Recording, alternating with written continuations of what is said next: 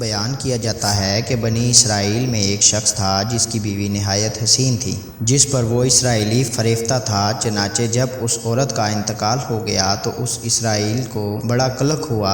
ایک مدت تک وہ اس عورت کی قبر پر بیٹھا روتا رہا۔ اتفاقاً حضرت عیسیٰ علیہ السلام کا ادھر سے گزر ہوا۔ انہوں نے اس اسرائیلی کو پریشان حال دیکھ کر اس کا سبب معلوم کیا۔ جب اسرائیلی نے اپنا واقعہ بیان کیا تو حضرت عیسیٰ علیہ السلام نے دریافت فرمایا، کیا تو چاہتا ہے کہ میں اس کو تیرے لیے زندہ کر دوں؟ اس نے عرض کیا، ہاں حضور، یہی چاہتا ہوں۔ چنانچہ حضرت عیسیٰ علیہ السلام نے اس قبر کے مردہ کو آواز دی تو قبر سے ایک حبشی غلام، جس کے ناک کے نتھوں، آنکھوں اور جسم کے دوسرے سوراخوں سے آگ کی لپیٹیں اٹھ رہی تھیں۔ حضرت عیسیٰ علیہ السلام کو دیکھتے ہی غلام نے کلمہ پڑھا کہ لا الہ الا اللہ عیسیٰ روح اللہ۔ اسرائیلی نے دیکھ کر عرض کیا، حضور، مجھ سے غلطی ہو گئی، میری بیوی کی قبر تو دوسری ہے۔ یہ سن کر حضرت عیسیٰ علیہ السلام نے حبشہ کو حکم دیا کہ تم اپنی قبر میں واپس جاؤ۔ چنانچہ وہ مردہ ہو کر گر گیا اور اس کی قبر کو مٹی سے چھپا دیا گیا۔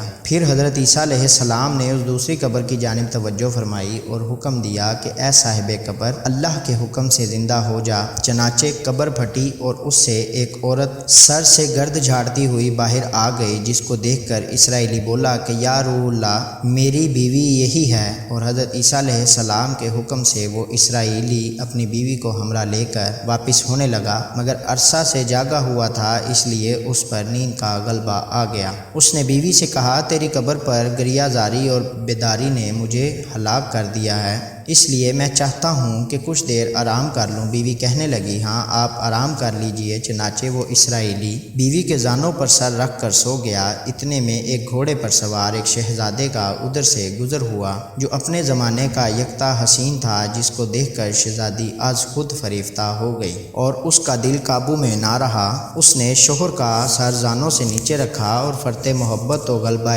عشق سے مجبور ہو کر شہزادے کے سامنے جا کھڑی ہوئی۔ ادھر جیسے ہی شہزادے کی نظر اس پر پڑی، وہ بھی ابھی اس کو دیکھ کر اس پر فریفتہ ہو گیا اور عورت کی خواہش پر اس کو اپنے گھوڑے پر بٹھا کر لے گیا۔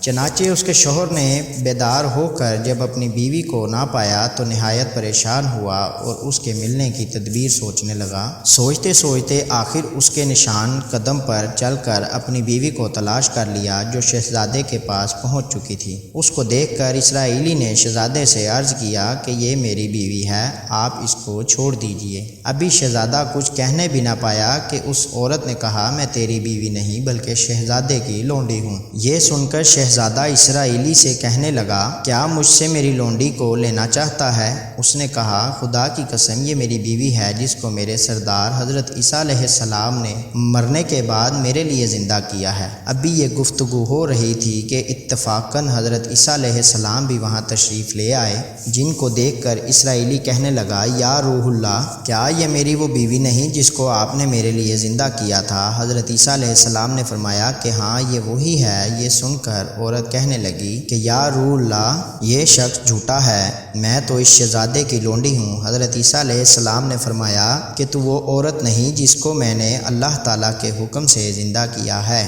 عورت نے کہا، یا روح اللہ، باخدا میں وہ نہیں ہوں۔ اس کے بعد حضرت عیسیٰ علیہ السلام نے فرمایا، جو جان خدا کے حکم سے میں نے تجھے دی ہے اس کو واپس کر دے۔ یہ سنتے ہی عورت پھر مردہ ہو کر گر پڑی اور حضرت عیسیٰ علیہ السلام فرمانے لگے کہ جو شخص ایسے آدمی کو دیکھنا چاہے جو کافر مرا ہے، وہ زندہ ہو کر ایمان لایا تو اس حبش غلام کو دیکھ لے جو پھر ایمان کی حالت میں مرا ہے، اور جو کوئی ایسے شخص کو دیکھنا چاہے جو مومن مرا تھا، پھر اللہ نے اس کو زندہ کیا، وہ کافر ہو کر حالت کفر میں مر گیا، تو وہ اس عورت کو دیکھ لے۔ اس واقعہ کو دیکھ کر اسرائیلی نے قسم کھائی، اب کبھی نکاح نہیں کروں گا، اور میدانوں کی طرف نکل گیا، جہاں اللہ تعالیٰ کی عبادت میں مصروف رہ کر اسے موت آ گئی۔ اللہ تعالیٰ اس پر رحم فرمائے۔ نبی اور رسول کے اقرار و انکار کا نتیجہ اس حکایت سے ظاہر ہوتا ہے اور سبق ملتا ہے کہ کامیابی اپنے نبی کی اطاعت و محبت سے ہی مل سکتی ہے۔ چنانچہ ہمیں بھی چاہیے کہ ہر حال میں ہم اپنے